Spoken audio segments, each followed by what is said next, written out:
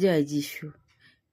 প্রিয় ভাই বোন, আমি আজকের জীবন্ত ঈশ্বরের আশীর্বাদে, প্রভু যিশুর দয়া পবিত্র আত্মার সাহায্যে আজ আমি তোমাদের গল্প বলছি। তোমরা আমার ভালোবাসা দিও এবং ভালোবাসা নিও। আজ আমি গল্প বলবো এক বিধবার গৃহে এলিও। মনে আছে তোমাদের? এলিওকে প্রতিদিন দাঁড় কাকেরা খাবার দিয়ে যেত, আর কিভাবে একটা ঝর্ণা থেকে তার খাবার জলের জোগাড় হয়েছিল। এখন সেখানে আর জল নেই, ঝর্ণাটা শুকিয়ে গেছে। এলিয়ের পানের জন্য কিছু নেই, দারুণ গরম পড়েছে, সূর্য প্রখর উত্তাপ হয়ে যাচ্ছে। এলিয়ের নিশ্চয়ই খুব তৃষ্ণা পেয়েছে, কিন্তু প্রভু পরমেশ্বর সব দেখেন। ঈশ্বর বললেন, এলিও, তুমি আর একটা দেশে যাও, অনেক দূর দেশে। একটি স্ত্রীলোক সেখানে থাকে, তার স্বামী নেই, সে বিধবা, সে তোমার যত্ন নেবে। অনেক পথ চলার পর এলিও বিদেশের সেই জায়গায় এলেন। সেখানে তিনি দেখলেন একটি বিধবা কাজ করছে, সে কাঠ কুড়াচ্ছে।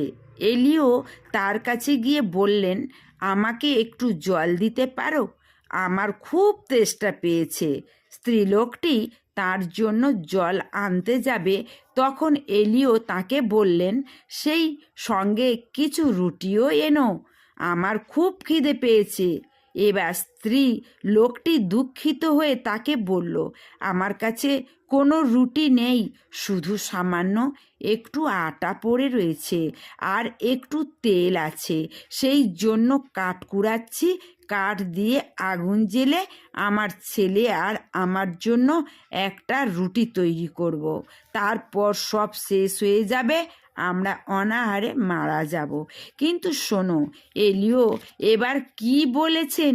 যাও, বাড়ি গিয়ে একটা রুটি তৈরি করো, প্রথমে আমার জন্য একটা, তারপর তোমার আর তোমার ছেলের জন্য একটা।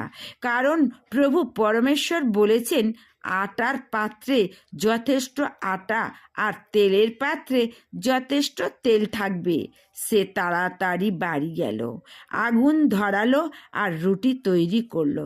প্রথমে এলিওর জন্য একটা রুটি করলো, তারপর তার ছেলের জন্য আর একটা রুটি করলো।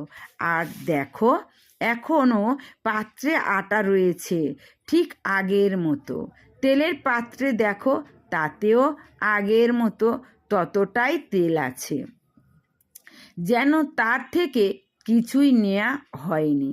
কি অপূর্ব অলৌকিক ঘটনা! প্রতিদিন এই ঘটনা ঘটতে লাগলো। স্ত্রী লোকটি রোজ রুটি তৈরি করে, একটা তার ও তার ছেলের জন্য আর একটা এলিয়র জন্য, কারণ এলিয়ের তাদের কাছে থাকতে এসেছেন। ওই ছোট্ট ঘরে তাঁরা কত সুখী। প্রভু পরমেশ্বর তাদের প্রতি কত সদয়। একদিন স্ত্রীলোকটি খুব চিন্তিত হয়ে পড়ল। তার ছেলের অসুখ করেছে, দিন দিন অবস্থা খারাপ হচ্ছে, তার চেহারা ফ্যাকাশে হয়ে গিয়েছে, খুব ধীরে ধীরে শ্বাস ফেলছে, একটু পরে তার শ্বাস থেমে যাবে, সে মারা যাবে। মা দুঃখে ভেঙে পড়ল। সে এলিওকে বলল, আমার ছোট্ট সুন্দর ছেলেটি মারা গেছে, নিশ্চয়ই আমার পাপের জন্য প্রভু পরমেশ্বর আমাকে শাস্তি দিয়েছে। এলিও বললেন, ছেলেটিকে শুধু আমার হাতে দাও। তারপর এলিও মৃত ছেলেটিকে নিয়ে নিজের ঘরে গেলেন, তাকে নিজের বিছানায় শুইয়ে দিলেন। শোনো, এলিও বিনীতভাবে প্রার্থনা করলেন, প্রভু পরমেশ্বরকে বললেন, বিধবাটির কত দুঃখ, যদি তিনি তার পুত্রকে আবার বাঁচিয়ে দেন। দেখো দেখো, ছেলেটির দিকে দেখো, সে আবার শ্বাস নিচ্ছে, চোখ খুলেছে, ছেলেটি বেঁচে উঠেছে। এলিও ছেলেটিকে তার মায়ের কোলে ফিরিয়ে আনলেন আর বললেন, দেখো, তোমার ছেলে বেঁচে উঠেছে। এলিও তাকে তার মায়ের কাছে ফিরিয়ে দিলেন। মা তাকে দু হাতে নিয়ে বুকে জড়িয়ে ধরল। তাকে চুমু খেতে খেতে ভরেই দিল হৃদয়। আনন্দে তার চোখ দিয়ে জল ঝরতে লাগলো। এলিওকে সে বলল, এবার আমি নিশ্চিত জেনেছি আপনি ঈশ্বরের দাস। সেই নারী আর তার পুত্রের প্রতি ঈশ্বরের কত দয়া!